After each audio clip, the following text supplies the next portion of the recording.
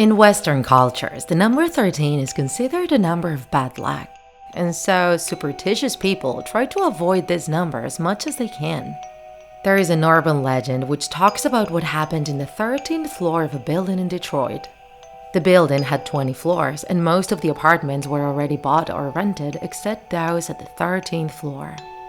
So, to rectify that situation, they slashed the prices of the 13th floor apartments in half. A few weeks later, all of the apartments were occupied. However, things soon started to go south as the people living in that floor started to experience strange accidents and unexplainable deaths. Almost all of them abandoned the building since they no longer dared to even pass through that cursed floor. Then, in the year 2011, a young delivery man had to deliver something there and ended up enduring a horrifying experience.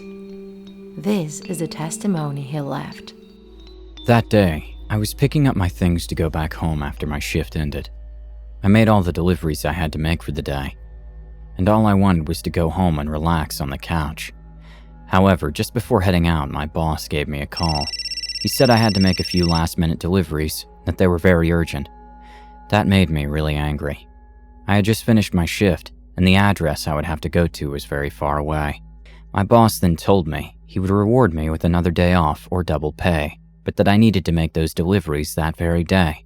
And so, I begrudgingly grabbed the boxes I had to deliver. The only good thing was that all the recipients lived in the same building, and coincidentally they all lived on the 13th floor.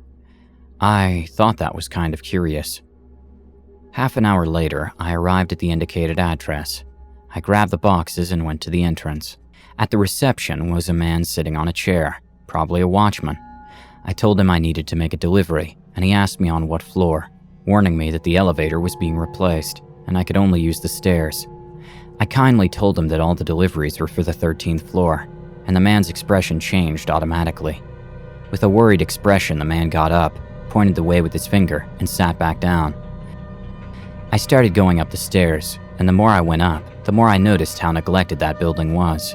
Some of the lights flickered, the wooden stairs creaked, and an unpleasant musty smell impregnated the entire place. I was getting tired since I had to go up so many floors. I cursed my bad luck for having to make those deliveries, and for the elevator being broken as well. Once I reached the 10th floor, I started to hear strange noises coming from the upper floors. Screams, arguing, crying, and suddenly I heard people hitting the walls, as well as people quickly going down the stairs, even though I was the only one in the stairs. On the 12th floor, the illumination was terrible. The lights flickered so much that I could barely see what was in front of me. I kept going up, and I finally reached the 13th floor. I checked my notes. The first delivery was for the apartment 133, which was just a few meters from the stairs. I rang the doorbell a couple of times, but nobody responded. And so I decided to leave the box in front of the door while I made the other deliveries. When I turned the corner, I found a long and dark hallway in front of me. There was just one light at the very end, and the door of the last apartment was open. I could see an old lady reading a book and a little girl playing with a doll. I dared to cross the dark hallway, and suddenly the elevator made a noise that startled me. From it came out a short man with pale skin, walking towards the apartment 132. I cursed the watchman for lying to me, saying the elevator wasn't working, and making me go up so many floors on foot. I kept ringing the doorbells of all the recipients' apartments, but none of them seemed to be home. The last delivery was for the apartment 139, which is precisely where the little girl was playing. I decided to give the box to her so she could give it to her grandma. But the girl seemed to not be paying attention to me, and only focused on her doll. So I left the box next to her, and I turned around to take the elevator. I pressed the button, but it made no sound, even though I saw that the elevator was actually working. So, in resignation, I decided to head back down and go downstairs. However, when I got to the stairs, I saw a huge pile of rubble and metal blocking the way down. I couldn't understand how that was possible, since just a few minutes ago the stairs were empty and I just came up through them. I tried to take out some of the rubble and metal, but it was futile. I went back to the dark hall to ask anyone if there was another exit, but the old lady and the girl were no longer there. Only the light flickering at the end of the hall was still there. In desperation, I pressed all the buttons on the elevator panel with the hope of making it work. And suddenly, the floor indicator lighted up. The elevator started going up, and slowly stopping at each and every floor. And once the indicator finally showed the elevator was at the 13th floor, it stopped. Then out of nowhere, I noticed a shadow move to my right. It was the little girl from before, holding the box in her hands. She slowly opened it, and from it she took out a terrifying doll. She placed it on the floor and started to sing a song in a language I didn't understand. I didn't know what was happening, but I was definitely creeped out.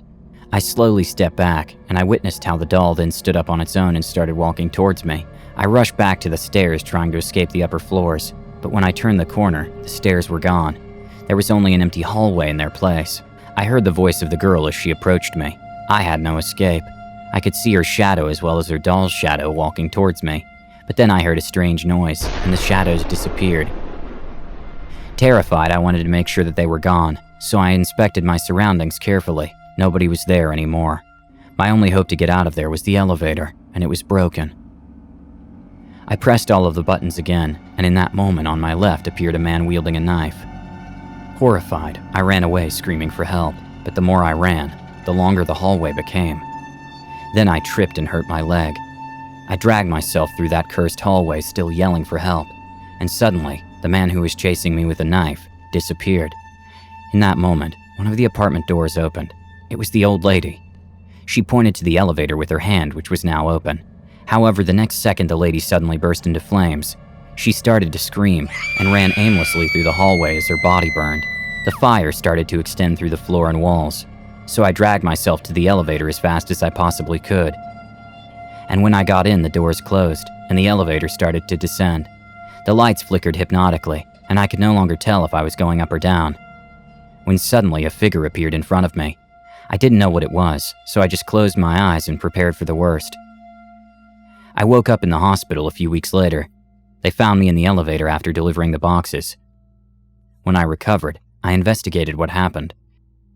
Turns out that getting to the 13th floor of that building should have been impossible, since that section of the building had been closed off for years and had a lot of rubble and metal in the middle of the stairs.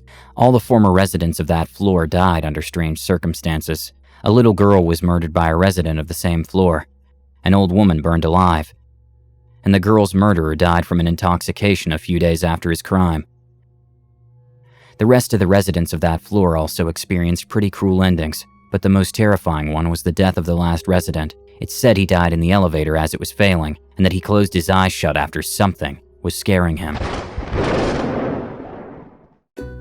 If you enjoyed this video, don't forget to like it. And if you want to see more Draw My Life videos, subscribe to our channel. See you on the next episode.